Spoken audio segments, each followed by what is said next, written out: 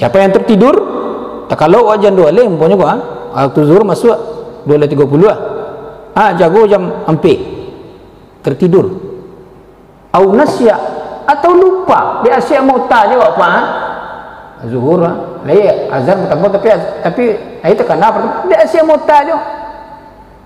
Malah masuk waktu asar. Au nasya lupa. Au taraka atau ia tinggalkan.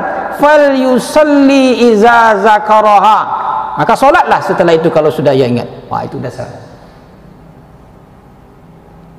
Kemudian bagian yang kedua adalah solat ini amalan ibadah utama tadi kan, amal ibadah pokok, sedangkan puasa saja wajib kita qada. Wajib qada apa? Apalagi solat. Solat itu amalan paling utama. Memang ada dasar orang yang tidak wajib qada, itu dasar hadisnya kunna na'muru bi qada'is shalah wala bi qada'is shaum wala na'muru bi qada'is shalah. Kami diperintahkan untuk mengqada puasa wala na'muru bi qada'is shalah, tapi tidak mengqada salat. Hadis itu asbabul wurudnya adalah ketika Aisyah bertanya kepada Rasulullah, posisi Aisyah itu dalam keadaan haid. Nah, dalam keadaan haid, apakah haid itu wajib juga diqada? Enggak.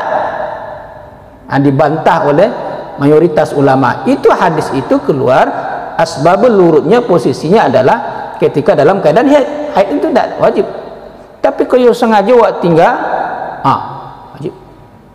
Itu pendapat imam yang empat, Pak. Nah, oleh karena itu bagian ya kalau ada selama kau tinggal sembahyang wanda agak salah. Cok nan tinggal. Enggak, kalau zuhur angkatnya zuhur. Ya, kalau subuh cok tinggal ya subuh. Apa caranya?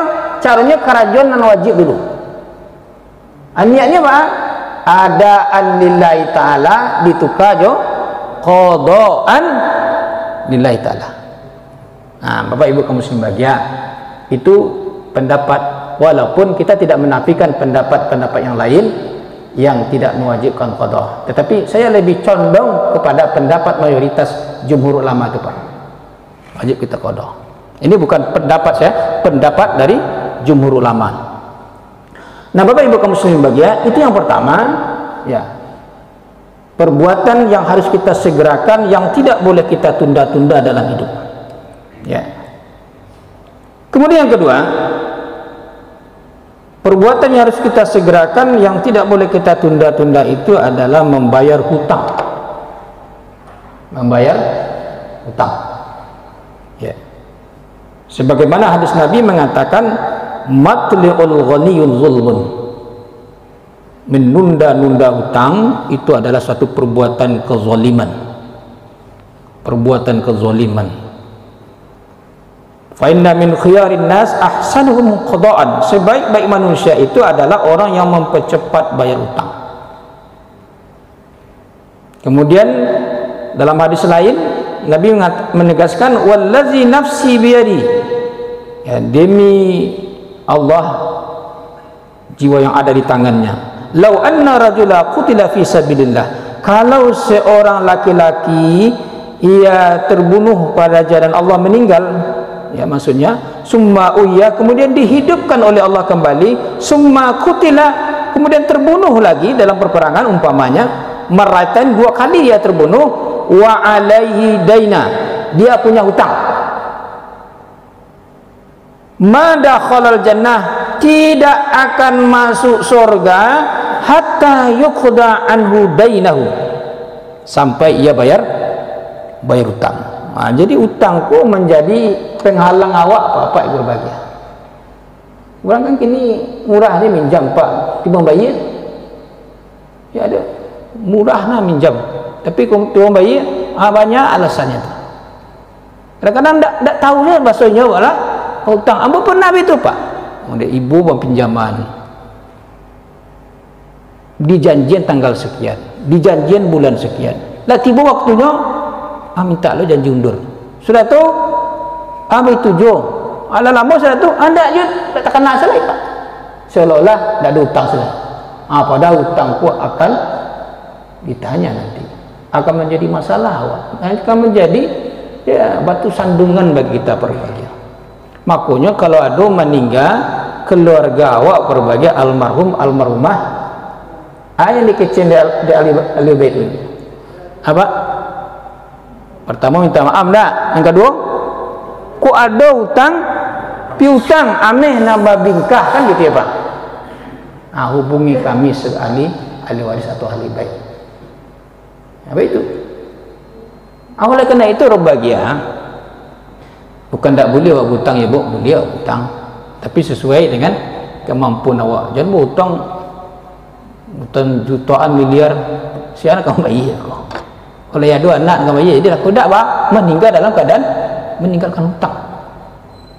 Kalau kita berhutang apa berbahagia, pertama catat supaya jangan lupa.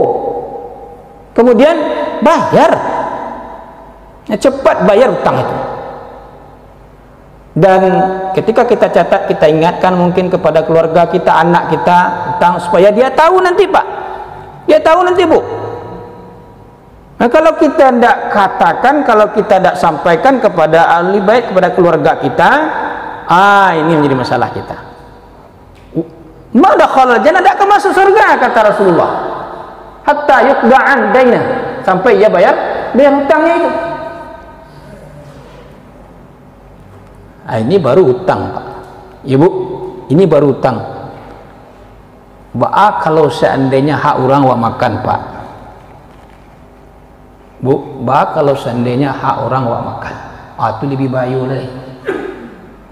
Makan harta secara haram Pak.